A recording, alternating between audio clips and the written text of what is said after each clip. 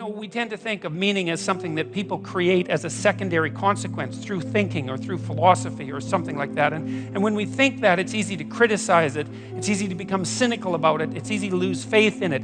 But when you understand that it actually is a much deeper phenomenon than that, and that the cognitive elements, the philosophical elements, are sort of like, well, they're like the fronds on the top of the pond on a plant system that has unbelievably deep roots that go way down into the water. There's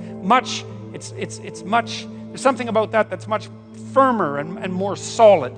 And I think the evidence that meaning is an instinct, a deep instinct, is overwhelming. I don't think that popular knowledge has caught up with that. I mean, the research it's not new, but it's been done, I would say, in the main in the last 30 years or so, and mostly by psychobiologists, like people who are really on the hard science end of psychology. And their work is difficult. It's technically difficult. It involves a lot of neurobiology, neuroanatomy, psychopharmacology. It's hard work. It's hard going, but it's unbelievably useful. Do what is meaningful, not what is expedient. Because meaning is an instinct. And meaning is the instinct that guides you in life across the totality of life, right? What's expedient, that's what you might want to do right now in an impulsive sense, right? Because you're driven forward by, anger or anxiety or frustration or disappointment or despair. Some sort of one-eyed motivational monster that's got you in its grip that really isn't considering everything at once, right? Like considering your life tomorrow or your life next week or your family's life or maybe even your well-being half an hour from now, because you lash out in anger, and people do that, and it's understandable. Sometimes it's even necessary, but it's not wise generally. And the instinct for meaning seems to be a consequence of the integration of all of those underlying motivations and emotions with social being, and then the manifestation of something like the proper pathway forward.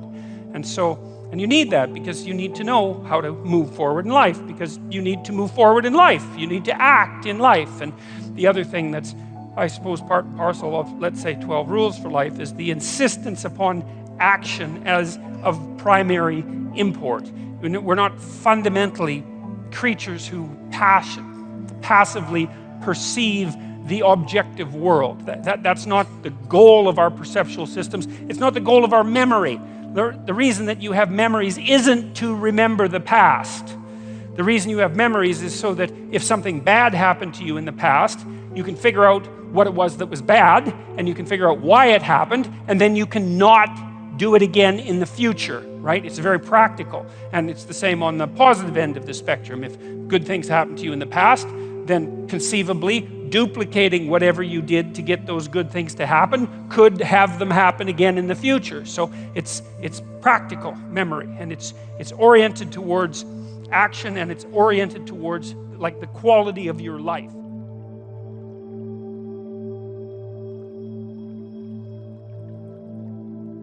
So you need that instinct for meaning too. So, and we should get this real straight. Why do you need it? Well, you need it because life is really, really difficult, right? I mean, people have a rough time of it. There's plenty of suffering in life, and everyone is going to encounter it, right? You learn this as a clinical psychologist, and you know this generally, unless you're an extraordinarily fortunate person.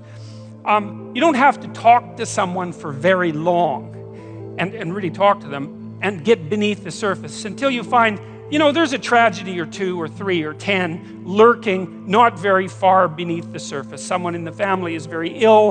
There's a childhood history of extreme pathology, alcoholism somewhere in the family, maybe a touch of insanity. Someone has cancer. An older relative is dying. There's financial trouble. There's economic trouble. There's marital trouble. It's like life is trouble. And now, that doesn't mean it's all trouble, but man, it's trouble. And sometimes it's a lot of trouble.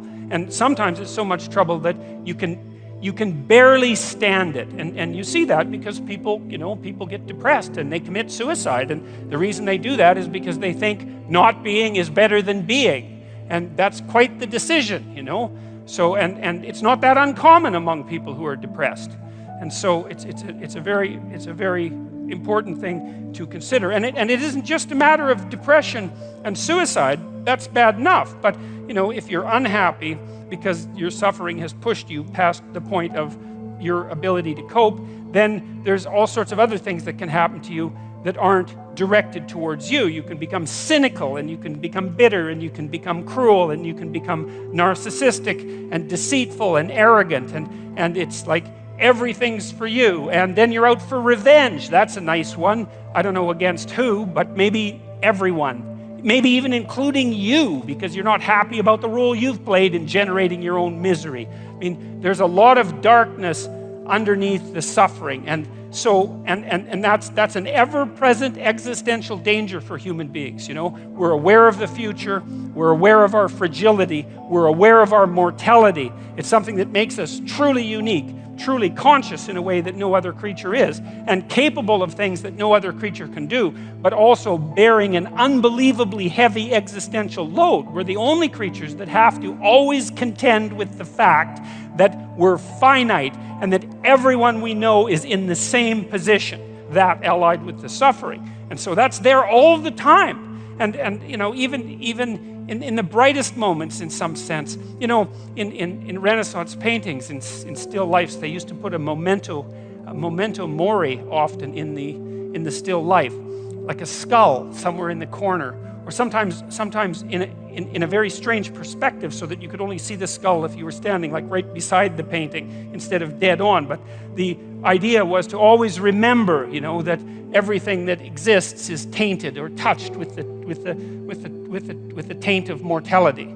And that's rough, but there's some useful things in it. It keeps you awake, and it keeps you focused if you're careful. But it also does indicate to you, if you think about it, the necessity of having a meaning in your life. It's bad enough to have something bad happen to you, and it's likely that that'll happen, but it's even worse for you to do it to yourself and to know that you did it.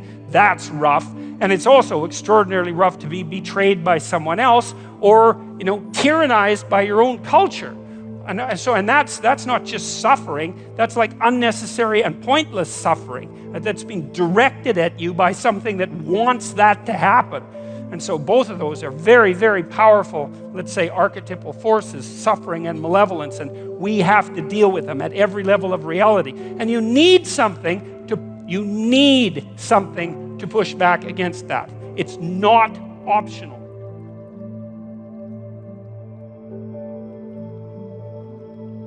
I've read the accounts and the actions of people who've taken a very vicious turn into the darkest parts of the underworld, consequence of their resentment and their malevolence, and then their desire to make everything in the world suffer for the outrage of its existence, man. I mean, that's how we turn things into hell.